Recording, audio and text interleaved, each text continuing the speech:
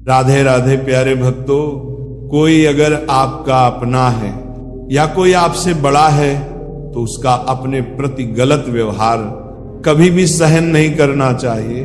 गीता का यह उपदेश हमारी जिंदगी से भी जुड़ा है। हम भी अपने मन की अधिकतर तकलीफों को ये सोचकर जिंदगी भर सहते रहते हैं कि ये तो मेरा अपना है, ये तो मेरा बड़ा है। इसे हम कैसे कुछ कह सकते हैं? हम सोचते हैं अगर हम नहीं सहेंगे, कुछ कह देंगे तो हमारे रिश्ते ही खराब हो जाएंगे, हमारे रिश्ते ही समाप्त हो जाएंगे। पर सोचने की बात यह है कि उस व्यक्ति को आप अपना कैसे मान सकते हैं जो आपकी तकलीफों की वजह हो।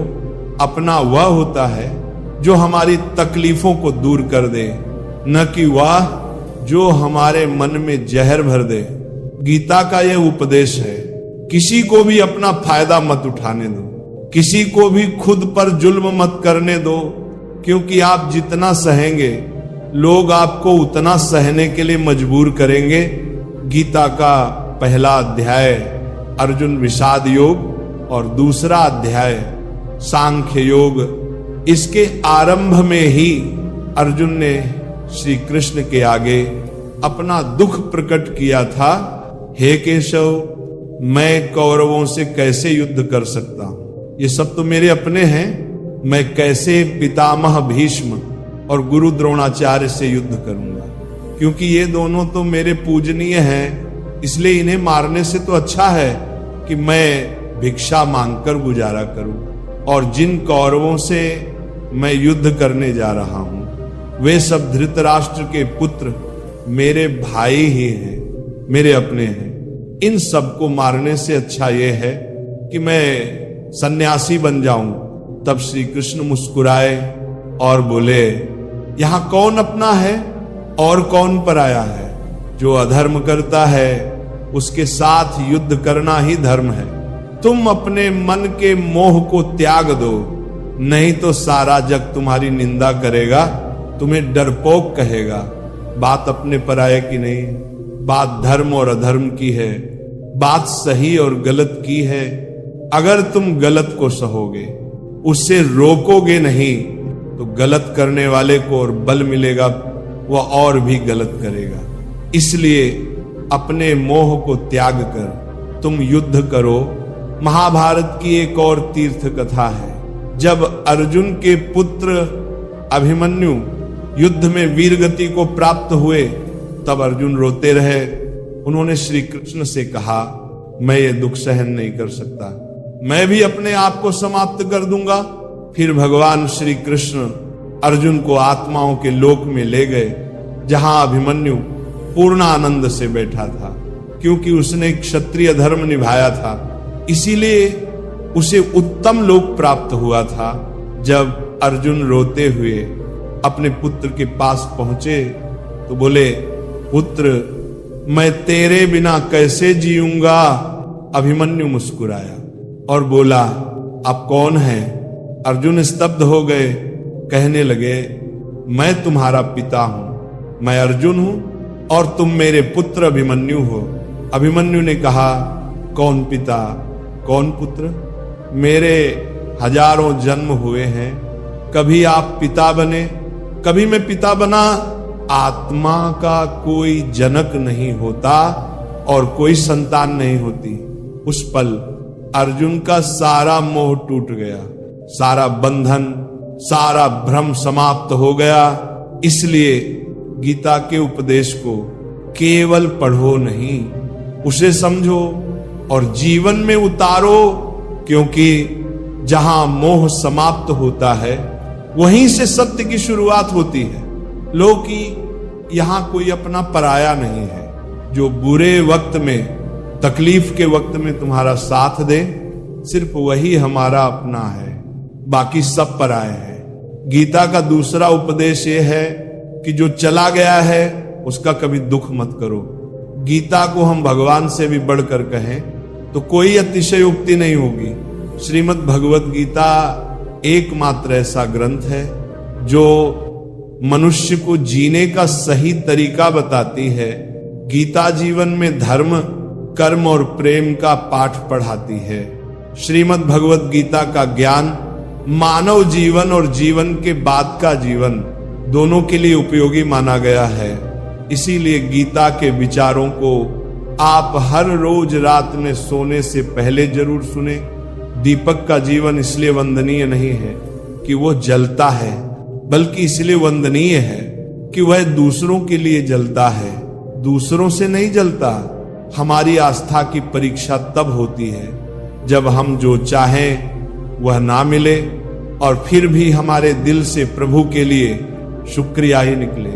अगर सही मायने में आप अपना जीवन बदलना चाहते हो तो सबसे पहले आपको अपना मन बदलने के लिए तैयार रहना पड़ता है, क्योंकि जैसा आपका मन रहेगा वैसे ही आपके विचार होंगे, और जैसे आपके विचार होंगे वैसे ही आपका जीवन होगा। नीच विचार रखोगे तो नीच बन जाओगे, अच्छे विचार रखोगे तो ऊंचाई पर जाओगे। विश्वास किसी पर इतना करो कि वह तुम्हारे साथ छल करते समय खुद को दोषी समझे, और प्रेम किसी से इतना करो कि उसके मन में सदैव तुम्हें खोने का डर बना रहे। भगवान श्री कृष्ण कहते हैं, व्यक्ति को सदैव बुराई से बचकर रहना चाहिए। अगर कोई बुरा कर्म करता है तो वह कर्म उसे अपने जीवन में भोगना ही पड़ता है। जिस प्रकार सैकड़ों गायों के बीच बछड़ा अपनी मां को खोज लेता है, ठीक उसी प्रकार कर्म का फल आपको हजारों की भीड़ में भी ढूंढ लेगा। माधव कहते हैं, किसी जीव को कष्ट देकर आप मुझे खुश नहीं देख सकते। श्री कृष्ण जगत के स्वामी हैं, वह कण कण में निवास करते हैं। छोटे से छोटे जीव के हृदय में ईश्वर का वास होता है। किसी जीव को कष्ट का अनुभव होना ईश्वर को कष्ट का अनुभव कराता है। इसलिए किसी भी जीव को कष्ट देना ईश्वर को कष्ट देने के समान है। मृत्यु एक अटल सत्य है जिसे कभी बदला नहीं जा सकता।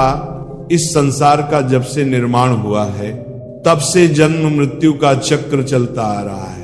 जिस प्रकार मनुष्य अपने पुराने वस्त्रों को त्याग कर नए वस्त्र धारण करता है, ठीक उसी प्रकार आत्मा पुराने व्यर्थ शरीर को त्याग कर नए शरीर को धारण करती है। ये प्रकृति का नियम है। इस सत्य को स्वीकार करके भय मुक्त होकर आज में जीना चाहिए। ज्ञानी व्यक्ति न तो मरने वाले का शोक करते हैं और ना ही उनका शोक करते हैं जो अभी जिंदा है, क्योंकि वे जानते हैं जो मर गया वह फिर से जन्म लेगा, और जो जिंदा है वह एक दिन जरूर मरेगा। केवल ज्ञान ही एक ऐसा अक्षय तत्व है जो कहीं भी किसी भी अवस्था में और किसी भी काल में मनुष्य का साथ नहीं छोड़ता। धरती पर जिस प्रकार मौसम में बदलाव आता है, ठीक उसी प्रकार जीवन में भी सुख दुख आता जाता रहता है। युद्ध हो या जीवन, सफलता केवल 3 शस्त्रों से प्राप्त होती है: धर्म, धैर्य और साहस। कोई भी मनुष्य जन्म से नहीं बल्कि अपने कर्मों से महान बनता है।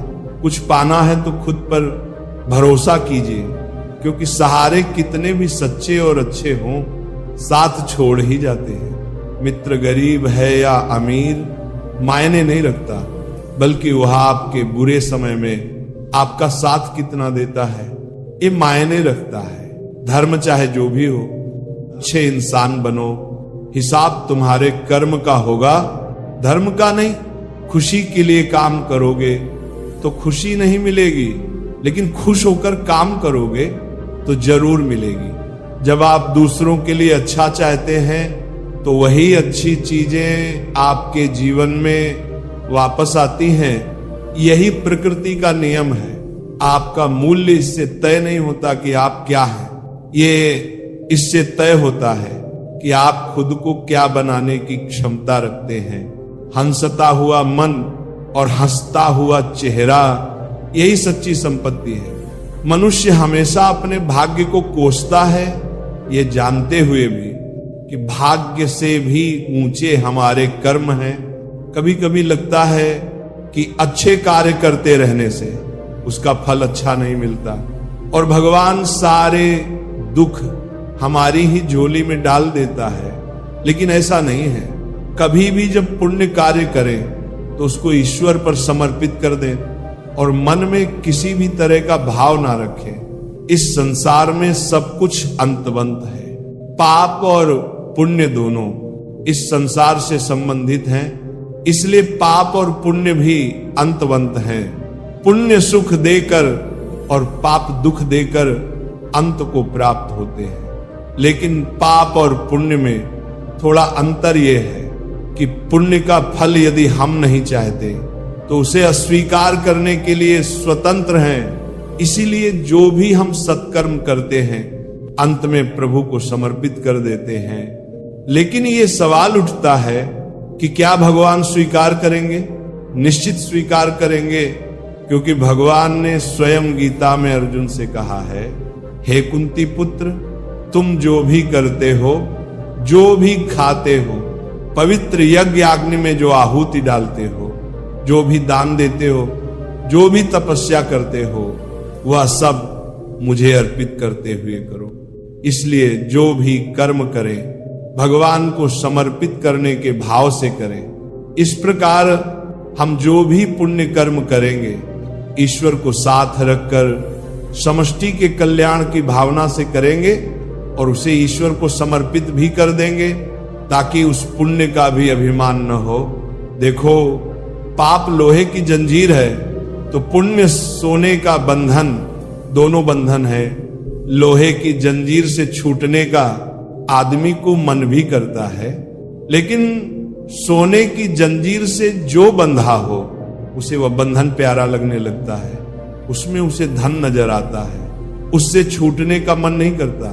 गीता में श्री कृष्ण कहा है कि पुण्य कर्म मुझे समर्पित कर दो, मुझे अर्पित कर दो, नहीं तो उसके बंधन में बंधोगे। लेकिन जहां तक पाप कर्म की बात है तो कहा गया है कि वह भोगना ही पड़ता है। रामचरितमानस में निषाद राज को राम जी का प्रेम यानी भक्ति मिली।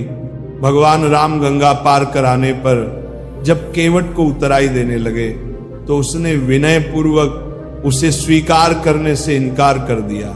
तो क्या खाली हाथ लौटाया उसे? नहीं। तब भगवान ने केवट को विमल भक्ति का वरदान देकर अनुग्रहित किया। भक्ति एक ऐसी चीज है जो पुरुषार्थ से प्राप्त नहीं होती, जिस पर ईश्वर कृपा करते हैं उसी को प्राप्त होती है। स्वयं महादेव भी रामचरितमानस में भक्ति की ही याचना करते हुए कहते हैं, बार बार वर मांगू हर्ष देहु श्रीरंग, पद सरोज अनपायनी, भगति सदा सत्संग। भक्ति ऐसी है कि परमात्मा जिस पर प्रसन्न होते हैं, वह जिसको देना चाहते हैं उसी को मिलती है। गुजराती साहित्य के आदि कवि नरसिंह मेहता ने तो गाया है, भूतल भक्ति पदार्थ मोटू, ब्रह्मलोकमान नाहीरे। ऐसा अद्भुत मूल्यवान पदार्थ जिसे कहते हैं प्रेम पदार्थ, वह भक्ति है। मैं तो कहता हूं, जैसे आप अपने देश की करेंसी किसी अन्य देश की करेंसी से कन्वर्ट करा लेते हैं, उसी प्रकार पुण्य कन्वर्ट करा लें प्रभु प्रेम में। एक दर्पण अपनी काबिलियत कभी नहीं बदलता, फिर चाहे वह 2 टुकड़ों में विभाजित हो या 1000 टुकड़ों में। इसलिए अपने असली व्यवहार को कभी नहीं बदलना, चाहे कैसी भी परिस्थिति क्यों ना हो।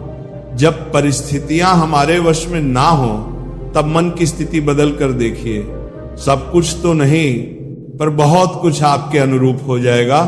पेड़ के नीचे रखी भगवान की टूटी मूर्ति को देखकर समझ आया कि परिस्थिति चाहे कैसी भी हो पर कभी खुद को टूटने नहीं देना, वरना यह दुनिया जब टूटने पर भगवान को घर से निकाल सकती है तो फिर हमारी तो औकात ही क्या है। पानी को कसकर पकड़ोगे तो वह हाथ से छूट जाएगा, उसे बहने दो, वह अपना रास्ता खुद बना लेगा। कभी कभी जब परिस्थितियां समझ में ना आए तो जो कुछ जीवन में घटित हो रहा है उसे शांत भाव व तटस्थ होकर बस देखना चाहिए। समय आने पर जीवन अपना मार्ग खुद बना लेगा। कठिन परिस्थिति में ही दिमाग को शांत करने की जरूरत पड़ती है। उस समय सारा माहौल विपरीत होता है। आपसे एक सवाल पूछता हूं, अगर अचानक कहीं आग लग जाए तो आप क्या करेंगे, कैसे बुझाएंगे? तो आप कहेंगे कि ऐसी परिस्थितियों के लिए हम पहले से ही इंतजाम करके रखेंगे। आप बिल्कुल सही कह रहे हैं। सभी जगहों पर ऐसी परिस्थितियों से निपटने के लिए कुछ ना कुछ अरेंजमेंट्स पहले से होते हैं। आपको शायद मेरी ये बात अजीब लगे, लेकिन इसी में आपके सवाल का जवाब है। जैसे आग लगने पर कुआं नहीं खोद सकते, वैसे ही अचानक मुश्किल हालात आने पर मन को शांत नहीं कर सकते। चाहे उस समय कितनी ही मोटिवेशनल स्पीच सुन लो, वीडियो देख लो, भक्ति भजन कर लो, मन शांत नहीं होगा।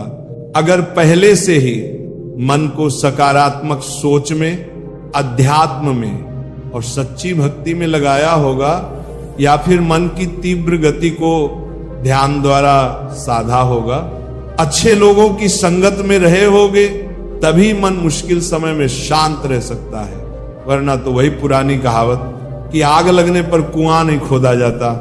इसलिए जब जीवन में सब कुछ सही चल रहा हो, शारीरिक रूप से भी ठीक हो, तभी से मन को शांति के मार्ग में लगा दें, ताकि मुश्किल समय आने पर दिमागी संतुलन बना रहे और बुरे वक्त को ठीक से मैनेज कर सके। जो लोग कठिन परिस्थिति में हाथ पर हाथ रखकर बैठ जाते हैं, उनका दिमाग शांत नहीं रहता।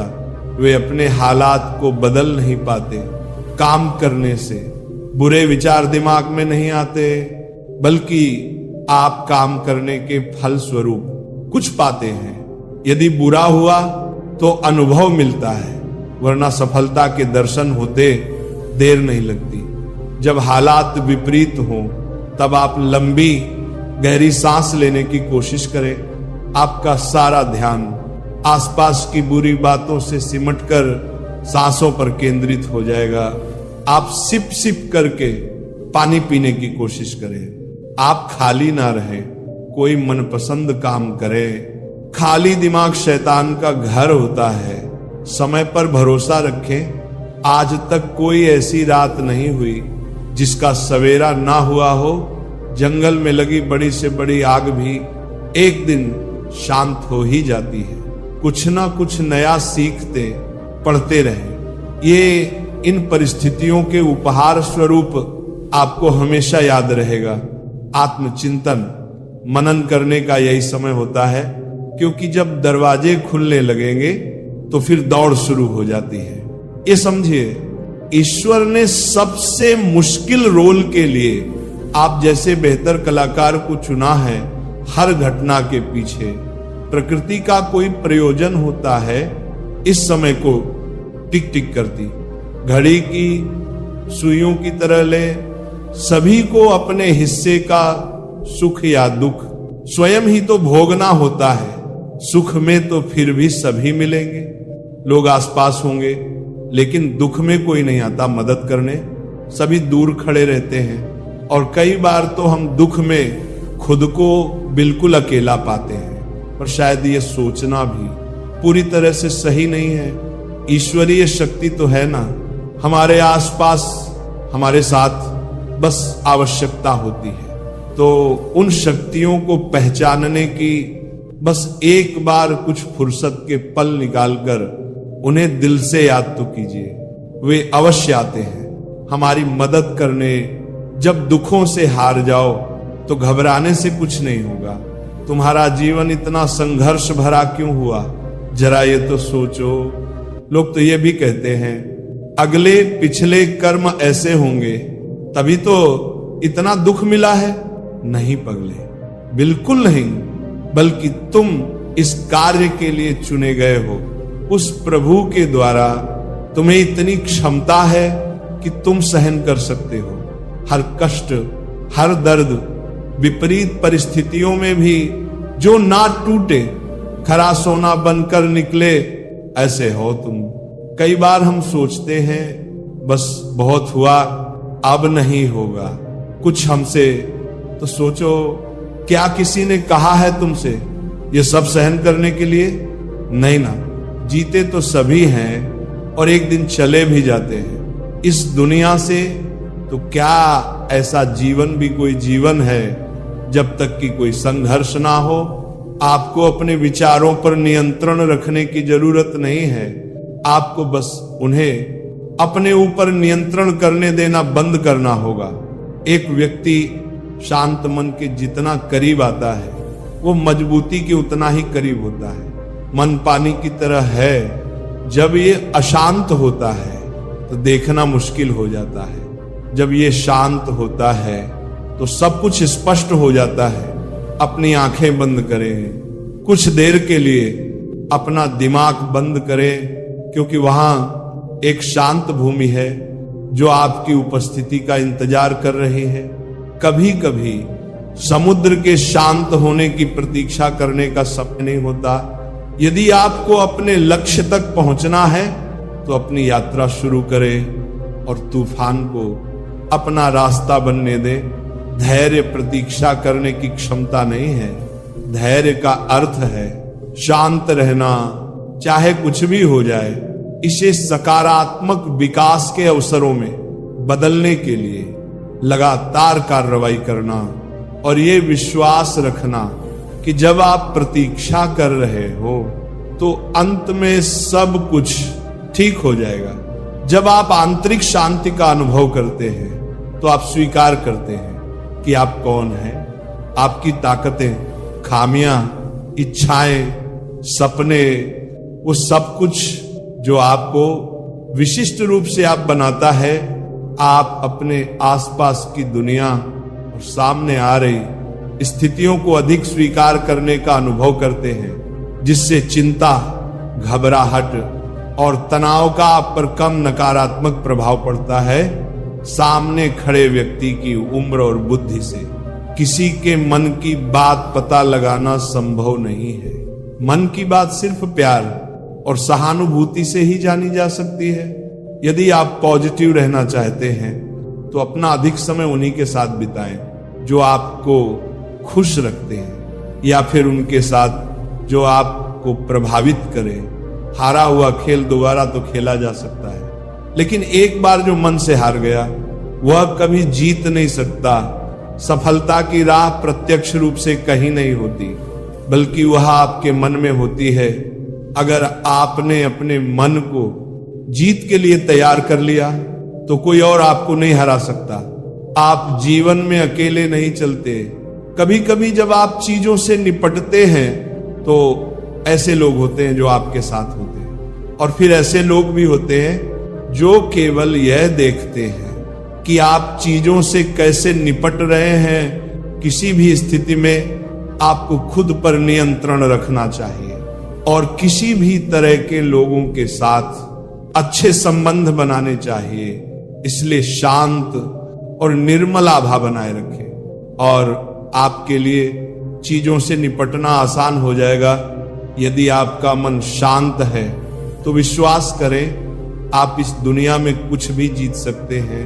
ऐसा इसलिए है क्योंकि आप अपने कर्मों का उपयोग सही समय पर करने में सक्षम होंगे और परिणाम चमत्कार से कम नहीं होगा, पारगार भी। और दुनिया हमेशा चमत्कारों के आगे झुकती है। कोई किसी के दुख का कारण नहीं होता, ये तो अपने ही कर्म होते हैं जिसकी वजह से दुख उठाने पड़ते हैं। आज कौन सुखी नहीं होना चाहता, परंतु वह इसके लिए जो कर्म कर रहा है उसमें सुख है ही नहीं तो मिलेगा कहां से। कर्म प्रधान विश्व करी राखा, जो जस करे सो तस फल चाखा। हम आज जो कुछ कर रहे हैं वह निष्फल नहीं होता, देर सवेरे उसका फल अवश्य मिलता है। विज्ञान भी कहता है कि हर क्रिया की प्रतिक्रिया होती है। आग में यदि हाथ डाला जाए तो हाथ तुरंत जल जाता है, परंतु एक वृक्ष का बीज आज बोया जाए तो उसमें फल आने में कई वर्ष लग जाते हैं, पर फल मिलेगा, अवश्य मिलेगा। शुभ कर्म का फल शुभ और अशुभ का फल अशुभ होना ही है। आज हम जो कुछ है वह पिछले कर्मों का देन है। इसी को प्रारब्ध कहते हैं। प्रारब्ध के बाद पुरुषार्थ बहुत महत्वपूर्ण है। हम जो कुछ बनना चाहते हैं या जिस क्षेत्र में आगे बढ़ना चाहते हैं, उसमें हमारे पुरुषार्थ की महत्वपूर्ण भूमिका होती है। साथ ही साथ ईश्वरीय कृपा, ईश्वर अनुकूल या प्रतिकूल परिस्थितियां देता है। उन परिस्थितियों से अपनी बुद्धि और सामर्थ्य के बल पर निपटना तो आपको ही होगा। दैवी शक्तियां पुरुषार्थ वालों की ही मददगार होती हैं, निठल्ले आलसी लोगों की नहीं। गीता में भगवान कृष्ण ने योगक्षेम वहाम्यहम की बात कही है, वही कर्म की प्रधानता को दर्शाती है। भगवान पर पूर्ण रूप से आश्रित होकर देखिए, श्रद्धा और विश्वास के साथ भगवान से निकटता बढ़ाने पर वे सभी जिम्मेदारियां स्वयं वहन करते हैं। जीवन यापन की सारी वस्तुएं भगवान द्वारा प्रदत्त हैं, पर आलसी कामचोर उसे नहीं पा सकता। मनुष्य को ईश्वर ने असीमित शक्ति दी है, बुद्धि और पुरुषार्थ दिया है, जिसके बल पर क्या हासिल नहीं किया जा सकता। भय और अतृप्त वासना ही समस्त दुखों की जड़ है। जीवन भर मनुष्य जीविका के प्रपंच में उलझा रहता है।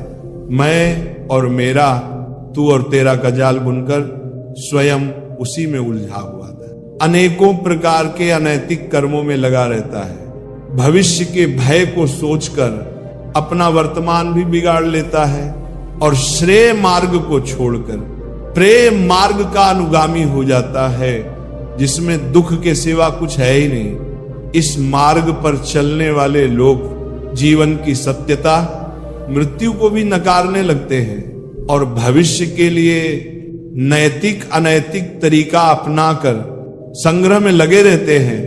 लोभ, मोह और स्वार्थ से ऊपर उठे बिना सच्चे सुख की कल्पना नहीं की जा सकती। सच्चा सुख तो त्याग की राह पर चलकर पाया जा सकता है। हमारा सनातन धर्म भौतिक सुख के उपभोग को बुरा नहीं मानता, पर इसका आधार धर्म होना चाहिए। धर्म का आचरण करने से छल, कपट, ईर्ष्या जैसे अनैतिक कर्म में मनुष्य लिप्त नहीं होगा और मेहनत से जो कमाया है उसी को हरि इच्छा समझकर संतोष करेगा। संतोष से परम सुख की प्राप्ति होगी। क्रोध, लोभ, मोह सभी दुख देने वाले हैं, इनसे हमेशा बचना चाहिए, अन्यथा सुख शांति दूर भागेगी। त्याग और परहित से बढ़कर कोई सुख नहीं है। इसे यथासंभव अपने आचरण में लाना चाहिए। कभी किसी अंधे को सड़क पार कराकर किसी प्यासे को पानी पिलाकर देखिए, लोगों से मधुर व्यवहार करके देखिए।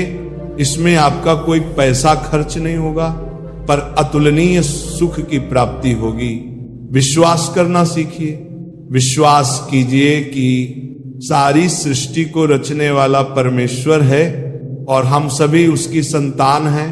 विश्वास किसी तर्क की कसौटी पर नहीं कसा जा सकता। अतः सभी में, चाहे वो इंसान हो, पशु पक्षी हो या पेड़ पौधे, सब में ईश्वर का वास मानकर घृणा को त्याग कर प्रेम करना सीखिए। यही सतत सुख शांति की राह है। घर में छोटे मोटे मनमुटाव तो चलते रहते हैं, पर ये कलह के कारण बनकर दुखदायी भी हो जाते हैं। इसका मुख्य कारण यह है कि हम अधिकार की गांठ तो मजबूती से बांध लेते हैं, पर कर्तव्य की पूरी तरह उपेक्षा करते हैं, अपना कर्तव्य भली भांति निभाते हुए। यदि दूसरों की बातों पर गौरपूर्वक विचार किया जाए तो निश्चित लगेगा कि मनमुटाव के अनेक कारण बेसिर पैर के बेतुके ही थे, अहम पालने के बजाय। यदि कारणों की तरफ सोचा जाए तो मनमुटाव का प्रश्न ही नहीं होगा। सेवा लेने की बजाय सेवा देने का भाव आपकी खुशी कई गुना बढ़ा देगा। प्रेम और मधुर व्यवहार से मनुष्य क्या, पशु पक्षी भी अपने बन जाते हैं। जीवन का मार्ग टेढ़ा मेढ़ा कांटों से भरा है। जीवन कोई फूलों की सेज नहीं है जो आसानी से पार हो जाए। हमें इसी उतार चढ़ाव के जीवन में स्वयं को कैसे आगे बढ़ाना है, यही विचारणीय है। परिस्थितियां तो आपको हंसाएंगी भी और रुलाएंगी भी, पर अपने संतुलन को नहीं खोना। हर स्थिति परिस्थिति का सामना करते हुए चलते चले जाओ। भगवान कृष्ण ने गीता में यही उपदेश दिए हैं कि विपरीत परिस्थितियों में भी संतुलन बनाकर जीवन के मार्ग पर कैसे बढ़ते जाना है। पहली बात तो यही कि अपने नियमों में दृढ़ बनिए, अनुशासन का पालन कीजिए और छोटी छोटी बातों में उलझकर समय व्यर्थ नहीं करना। ये समझिए कि जीवन बहुत मूल्यवान है। जो समय निकल गया वह लौटकर नहीं आ सकता। इसलिए व्यर्थ की बातों में अपना समय और शक्ति ना बर्बाद करें। अपने जीवन का कोई एक लक्ष्य निर्धारित कीजिए, क्योंकि लक्ष्यहीन जीवन का कोई मूल्य नहीं। जब आपके सामने कोई लक्ष्य होता है तो व्यक्ति को दिशा भी मिलती है और कुछ करने का उत्साह भी। वैर भाव, ईर्ष्या, क्रोध, ये जब ऐसे दुर्गुण हैं जो आपकी प्रगति में बाधक हैं, इन सब से हमें दूर रहना है। यदि आप किसी के साथ वैर भाव या बदला लेने की भावना लेकर चलते हैं तो आप अपनी ऊर्जा का स्वयं ही हिरास कर रहे होते हैं।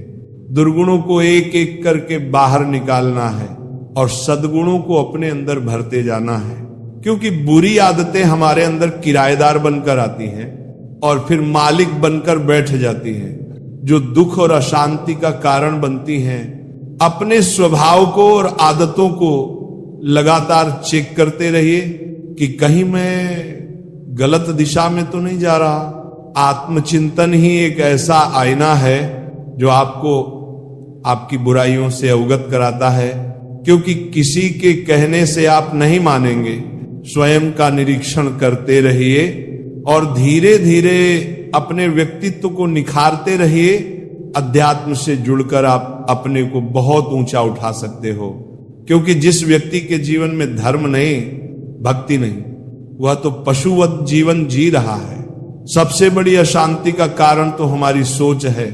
वही सोच जब गुरु से जुड़ती है और भगवान से जुड़ती है तो साधारण मनुष्य भी असाधारण हो जाता है। अपने जीवन को संतुलित करना, नियमों से बांधना, आध्यात्मिक होना, ध्यान, पूजा पाठ, हर चीज के लिए समय निर्धारित करके चलना, मन में नकारात्मक विचारों को ना आने देना, सब शुभ को ही अपनी ओर आमंत्रित कीजिए। यही शांति का मूल मंत्र है। सनातन धर्म में कर्म कार्य कारण के सिद्धांत से जुड़ा हुआ है। कर्म का अर्थ है कोई कार्य या क्रिया जिसके आधार पर अन्य प्रतिक्रियाएं या परिणाम निकलते हैं। मनुष्य के अच्छे कर्म का अच्छा प्रभाव और उसके बुरे कर्म का बुरा प्रभाव देते हुए पूर्व जन्मों का एक चक्र बन जाता है, क्योंकि कुछ कर्म ऐसे होते हैं जिनका भुगतान उस जन्म में नहीं होता।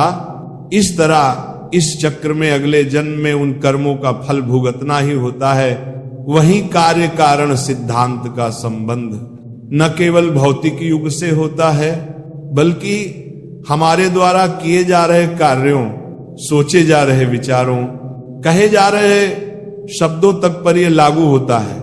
कई बार हम कुछ ऐसे कार्य करते हैं जो हम करना नहीं चाहते, पर वह पूर्व जन्म के कर्म के आधार पर निश्चित होते हैं, जिस कारणवश वह कार्य किसी न किसी माध्यम से पूर्ण हो ही जाता है। जैसे ही पूर्व जन्म का हमारा चक्र समाप्त हो जाता है, व्यक्ति को उसी समय मोक्ष की प्राप्ति हो जाती है। हमारे शास्त्रों में इस बात का उल्लेख मिलता है कि 84 लाख योनियों के बाद मनुष्य का जन्म प्राप्त होता है। साथ ही ये भी विशेष रूप से वर्णित किया गया है कि केवल मनुष्य योनि में ही जन्म और मृत्यु के चक्र से मुक्ति पाई जा सकती है। मनुष्य के कर्म का फल उसकी परिस्थिति और दैवी शक्तियों द्वारा निर्धारित होता है, ऐसा कहा जाता है। यदि अच्छे कर्म बुरे कर्म की तुलना में अधिक हैं, तो बुरे कर्मों का फल इसी जन्म में और अच्छे कर्मों का फल अगले जन्म में मिलना निर्धारित होगा। इसी तरह यदि मनुष्य द्वारा किए गए कर्म में बुरे कर्म अच्छे कर्मों की तुलना में अधिक हैं, तो इस जन्म में अच्छे कर्म भोगने होंगे, जबकि बुरे कर्मों को भोगने के लिए अगला जन्म निर्धारित होगा। मनुष्य को कौन कौन से कर्म करने चाहिए? मनुष्य को अपने घर परिवार की आवश्यकताओं का ध्यान रखना चाहिए। अधिक पैसा होने के बावजूद जरूरत पड़ने पर उसे संभाले रखना भी बुरा कर्म बताया गया है। उस धन का इस्तेमाल मुसीबत के समय अवश्य करे, धन बचाने के लालच में ना पड़े, अपनी आय से अधिक खर्च ना करे और अपने सामर्थ्य के अनुसार ही दान पुण्य करे। हमेशा अच्छे लोगों की संगत में रहे और दुष्ट, छल, कपटी की संगति से खुद को बचाकर रखे। बुरी संगति हमें अक्सर बुरे परिणाम ही देती है। कभी भी खुद के स्वार्थ के लिए दूसरों का अहित करने का ना सोचें। शास्त्रों में इस बात का उल्लेख किया गया है कि जो जैसा बोता है उसे वैसा ही आगे चलकर काटना भी पड़ता है। कभी किसी व्यक्ति से कुछ छल से छीनने का प्रयास ना करें, इससे किए गए सभी पुण्य नष्ट हो जाते हैं और आप पाप के भागीदार बन जाते हैं। गरुड़ पुराण में इस बात का उल्लेख मिलता है कि किसी भी मनुष्य द्वारा किए गए बुरे कर्मों का परिणाम उसके जन्म से लेकर मृत्यु और उसके बाद तक दुखों का कारण बनता है। वह अपनी हर अवस्था में दुख भोगता है। अच्छे कर्म के बनने से पहले हमें इस पर ध्यान देने की जरूरत है कि आखिर अच्छे कर्मों के बनने का सबसे पहला पड़ाव क्या है। मनुष्य के द्वारा किए जाने वाले सभी कर्म उसके विचारों से निर्मित होते हैं। हमारी सकारात्मक या नकारात्मक सोच विचारों को जन्म देती है और वही विचार कर्म बनते हैं। इस तरह सोच सकारात्मक होने पर ही अच्छे कर्मों का निर्धारण हो सकता है। अच्छे कर्म को करने के लिए हमारे आसपास का वातावरण बहुत अधिक जिम्मेदार होता है। कहा भी जाता है कि जैसा वातावरण वैसे हम इसीलिए कोशिश करें कि अपने घर का वातावरण और शरीर का आभा मंडल सकारात्मक बनाए रखें। मृत्यु के पश्चात हमारे भीतर संग्रहित हुए कुछ कर्म अगले जन्म में चले आते हैं, उसे प्रारब्ध कहते हैं। सनातन धर्म में 3 प्रकार के प्रारब्ध का उल्लेख किया गया है। मंद प्रारब्ध, जिसे वैदिक पुरुषार्थ के द्वारा बदला जा सकता है। तीव्र प्रारब्ध, जो हमारे पुरुषार्थ और संतों के पुरुषार्थ से बदल सकता है। अति तीव्र प्रारब्ध अपरिवर्तनीय है, क्योंकि इसमें जो होना है वह होकर ही रहेगा। संसार में सबसे बड़ा पाप क्या है? संसार में सबसे बड़ा पाप स्त्री का अपमान करना बताया गया है। स्त्री को सृजनकर्ता का दर्जा दिया गया है और यदि स्त्री का अपमान किया जाएगा तो वह व्यक्ति सबसे बड़े पाप का भोगी माना जाता है। श्रीमद् भागवत गीता में द्रौपदी का अपमान ही महाभारत जैसे युद्ध का कारण बना था। पुण्य, किसी के द्वारा निस्वार्थ भाव से की गई सहायता, सकारात्मक विचार, द्वेष भावना, लोभ, लालच और अहंकार को अपने ऊपर हावी ना होने देना है। जबकि पाप में इन सभी के द्वारा किए गए कर्मों का परिणाम शामिल है। कर्म धर्म का मूल अंश है। कर्म के अभाव में धर्म संभव नहीं है। धर्म के नियम के अनुसार सकाम व पुण्य कर्म करनी चाहिए, जिससे सुख और खुशी की प्राप्ति होती है। मनुष्य का सबसे बड़ा कर्म क्या है? दान ही सबसे बड़ा कर्म है। सबसे अच्छा कर्म कौन सा है? अकर्ता भाव से किया गया। कोई भी अच्छा कर्म ही सबसे उत्तम कर्म है, कर्ता भाव से किया गया। कोई भी अच्छा कर्म अच्छा तो है पर उत्तम नहीं है। गीता में कर्म क्या है?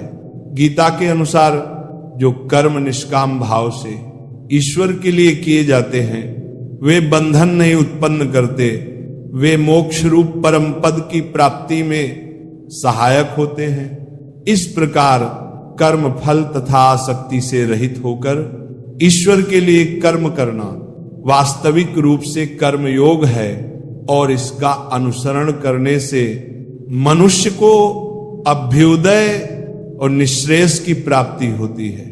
जो भी व्यक्ति अपने गुजरे हुए कल या आने वाले कल में जीता है उसके विषय में ही सोचता रहता है, वह जिंदगी में कभी खुश नहीं रह सकता। देखा जाए तो बीते हुए कल और आने वाला कल का कोई अस्तित्व ही नहीं है, वह केवल आपकी सोच में विद्यमान है। अपने मन को सदा ऐसे शिक्षित करो कि आप अपने आज के आनंद में जी सको, अपने प्रत्येक पल की मौज ले सको। जो आपके साथ गलत करते हैं उसका विरोध जरूर करें। अगर आप सामने वाले का गलत व्यवहार सहते रहेंगे तो वह आपके साथ गलत करता ही रहेगा। जब अर्जुन ने भगवान कृष्ण से कहा कि जिनसे मैं युद्ध करने जा रहा हूं वे मेरे भाई और गुरुजन हैं और मेरे अंदर उनके साथ युद्ध करने का साहस नहीं है, तो कृष्ण भगवान ने अर्जुन को जागृत किया कि जिन्हें तू अपना मान रहा है वह सब पाप के पक्ष में खड़े हैं और अगर तू इनसे युद्ध नहीं करेगा तो समाज में पाप बढ़ जाएगा। क्योंकि जब गलत का कोई विरोध नहीं करता तो सामने वाला गलत करने का जैसे हकदार हो जाता है, और जब आप सब कुछ चुपचाप सहते रहते हो तो सामने वाले को बल मिलने लगता है, वह आपको कमजोर समझने लगता है। लेकिन जब आप उसके द्वारा किए गए अधर्म को रोक लेते हैं, उसका विरोध करते हैं, तब वह अपनी सीमा में रहना सीख जाता है। ये कलयुग है। अगर आप खुश रहना चाहते हैं तो आपको अपनी रक्षा खुद करनी होगी। रिश्ते हमें दुख नहीं देते पर उनके प्रति हमारा मोह हमें दुख देता है। आज से ही अपने मोह को छोड़कर प्रेम का सबक पक्का करें। मोह अपेक्षाओं से जुड़ा है जबकि प्रेम केवल देना जानता है। मोह एक दो के लिए होता है जिन्हें हम अपना मानते हैं, प्रेम सबके लिए होता है। मोह से कमजोरी पैदा होती है, इसके विपरीत प्रेम से ताकत महसूस होती है।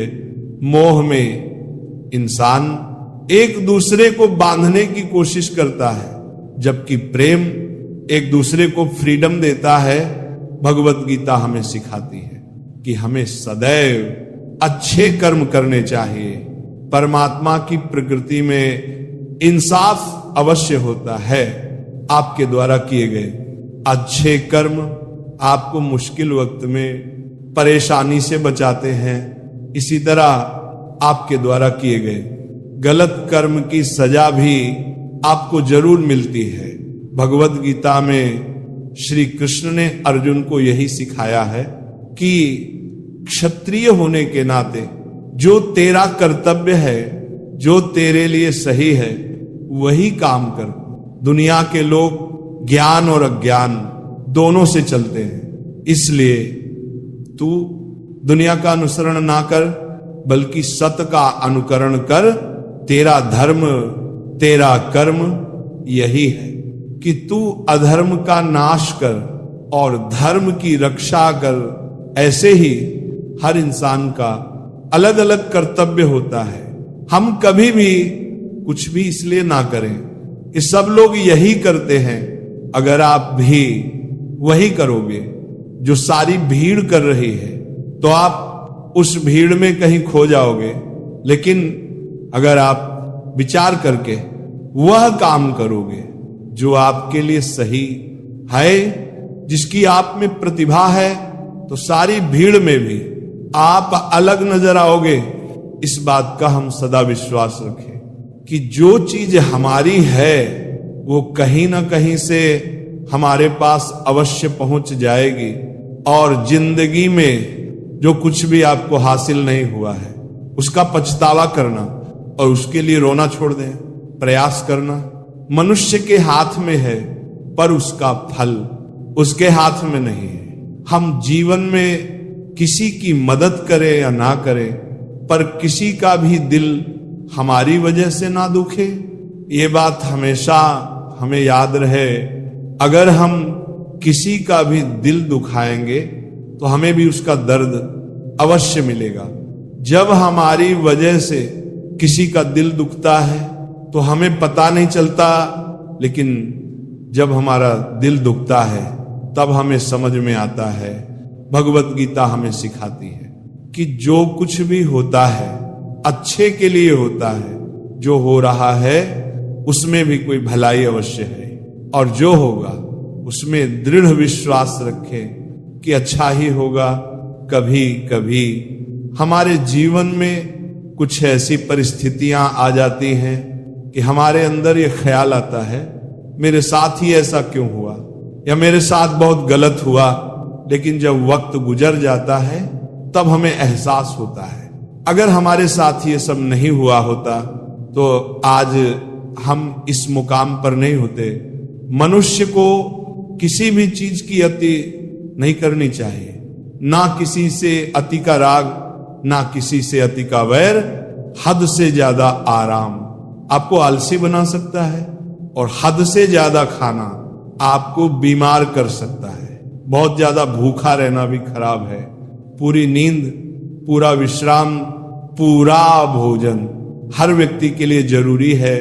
जीवन को सदा संतुलन के साथ जीना चाहिए, चाहे आपके पास कितनी भी शक्ति क्यों ना हो, लेकिन सत्य और ईश्वर जिसके साथ खड़े हो जाए उसे दुनिया की कोई भी ताकत हरा नहीं सकती। इसलिए अर्जुन धर्म युद्ध लड़ रहे थे, भगवान कृष्ण उनके साथ थे और उनकी जीत निश्चित थी। महाभारत के युद्ध में यह उदाहरण स्पष्ट नजर आता है। मनुष्य को सदा धर्म के मार्ग का अनुसरण करना चाहिए। अर्जुन युद्ध नहीं करना चाहता था क्योंकि सामने उसके पितामह और गुरुजन थे, लेकिन श्री कृष्ण ने उसे ज्ञान दिया, यहां बात तेरे रिश्ते की नहीं, तेरे धर्म की है। भरी सभा में द्रौपदी के साथ किया गया अपमान, पांडवों के साथ हुआ अधर्म सहने योग्य बात नहीं है। जैसे हमें गलत करना नहीं चाहिए, ऐसे ही गलत सहना भी बड़ा पाप है, फिर चाहे वो अपना ही क्यों ना हो। जो भी व्यक्ति श्रीमद् भगवत गीता से मिलने वाली इन सीखों का मनन चिंतन करेगा, इनके महत्व को समझेगा, वह जिंदगी की हर परिस्थिति को स्थिरता के साथ पार कर पाएगा। जीवन में आने वाले मुश्किल समय में भी उसे रास्ता अवश्य मिलेगा। जब समय विपरीत हो तब शांत रहना ही सही होता है।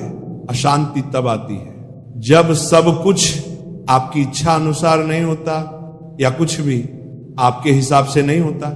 शांत रहने के लिए आपको बहुत कुछ छोड़ना होगा, अच्छे से समझना होगा कि सब कुछ आपके हिसाब से नहीं होगा, और इसके अलावा किसी से भी कोई उम्मीद ना रखें। जब हम किसी से उम्मीद करते हैं और वह पूरी नहीं होती तब दुख होता है, और सोच सोच कर मन अशांत रहने लगता है, और जब मन अशांत रहता है तो कुछ भी अच्छा नहीं लगता और व्यक्ति शक्तिहीन सा महसूस करने लगता है। इसके अलावा इस बात से बहुत दूर रहे कि कोई क्या कर रहा है, क्यों कर रहा है, कैसे कर रहा है। कोई भी व्यक्ति जितना बता दे उतना ही सुन ले, उसके आगे कुरेदने की आवश्यकता नहीं है। अपने धर्म के अनुसार अपने प्रभु से मन लगाए, प्रभु में विश्वास रखें, जो कुछ सुलभ है उसी में खुश रहना सीखें, अपनी सेहत का ध्यान रखें। आप जितना प्रकृति के नजदीक होंगे उतना ही आप खुद में शांति की अनुभूति करेंगे। आप किसी नदी, किसी पर्वत पर भी जा सकते हैं, आप ध्यान द्वारा भी शांति प्राप्त कर सकते हैं। मन का बेचैन होना उसका स्वभाव है। हमारे मन को लगता है कि अगर वह अलग अलग बातों के बारे में सोचता रहेगा तो वह हमें आने वाली हर मुश्किल और मुसीबत से बचा लेगा, पर ऐसा होता नहीं है। हम अपने जीवन का काफी अधिक समय सोच विचार करके परेशान होने में निकाल देते हैं। भगवान श्री कृष्ण कहते हैं कि मन का यह स्वभाव बदलना मुश्किल जरूर है, असंभव नहीं। अच्छा, अब आप एक बात बताइए, क्या आप कोई को कह सकते हैं कि वह कांव कांव की आवाज ना करे? या फिर क्या आप किसी मेढक को कह सकते हैं कि वह पानी देखते ही ऊंची छलांग न मारे? हमारे मन का भी कुछ ऐसा ही है। जीवन में कुछ भी होता है, अच्छा या बुरा, हमारा मन उस पर कांव कांव करने लगता है। कांव कांव से मेरा मतलब है चिंता करना, व्याकुल होना। कोई बुरी बात होती भी नहीं है और मन परेशानी की ऊंची ऊंची लपटें लेने लगता है। कभी कभी तो मुझे ऐसा लगता है कि हम में से कई लोग सिर्फ परेशान होने के लिए जीते हैं। सारी परेशानी, पीड़ा, दुविधा अक्सर हमारी मन की बनाई हुई कहानियां होती हैं। हमारे मन को शांत और स्थिर करने के लिए दो उपाय देते हैं। पहला ध्यान लगाना या मेडिटेट करना, दूसरा वैराग्य भाव सीखना। अब ध्यान या मेडिटेशन शब्द सुनते ही आप में से कई लोग कहेंगे कि आप आंख बंद कर सांसें अंदर बाहर नहीं ले सकते। यही वह जगह है जहां हम सब गलती कर बैठते हैं। मेडिटेशन या ध्यान का मतलब सिर्फ आंख बंद कर बैठना नहीं होता। मेडिटेशन का अर्थ होता है अपना पूरा ध्यान किसी एक चीज पर लगाना और उसे हटने नहीं देना। अगर आप रोटी बना रहे हैं तो सिर्फ उस बात पर ध्यान दीजिए। अगर आप पिक्चर देख रहे हैं तो अपना पूरा ध्यान पिक्चर पर लगाएं। यह मत सोचिए कि पिक्चर देखकर आप अपना कितना वक्त बर्बाद कर रहे हैं। जब आप जीवन के हर छोटे बड़े काम को पूरे ध्यान से करते हैं तो आपका जीवन ही एक मेडिटेशन बन जाता है। ऐसे जीवन में शांति, स्थिरता, साहस और सफलता का होना अनिवार्य है। वैराग्य भाव। दूसरा उपाय, वैराग्य का अर्थ ये नहीं है कि आप सब कुछ छोड़कर जंगल में जाकर बैठ जाएं। वैराग्य का सच्चा अर्थ है कि आप जो काम कर रहे हैं उसका क्या नतीजा या रिजल्ट निकलेगा उसकी चिंता न करें।